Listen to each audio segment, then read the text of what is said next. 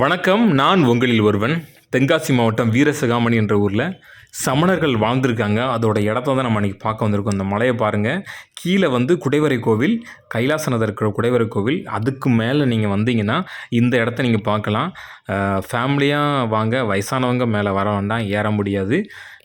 இந்த இடத்துல தான் கிட்டத்தட்ட ஒரு 9 பேர் சமணர்கள் படுக்கிற மாதிரி அந்த பாய் விரிப்பு, அந்த பாறையிலே செதுக்கியிருக்காங்க. நம்மளுக்கு அதை பார்க்கவே நம்மளுக்கு பிரமிப்பாக இருக்குது. இந்த மாதிரி இடம் சிவலப்பெரியில் மருகால்தலையில் ஒரு கிட்டத்தட்ட ஒரு 7 பேர் படுக்கிற மாதிரி அந்த பாய் விரிப்பு, இந்த பெட்டு, சமணர்கள் பெட்டு இருக்கும்.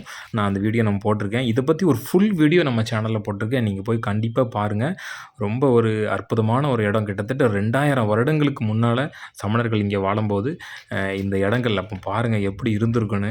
கண்டிப்பாக இதை பற்றி ஒரு ஃபுல் வீடியோ போட்டிருக்கேன். நீங்கள் போய் பாருங்கள், கண்டிப்பாக பாருங்கள். இந்த வீடியோ பிடிச்சிருந்தா லைக் பண்ணுங்கள், சப்ஸ்கிரைப் பண்ணுங்கள், சப்போர்ட் பண்ணுங்கள். நன்றி, வணக்கம்.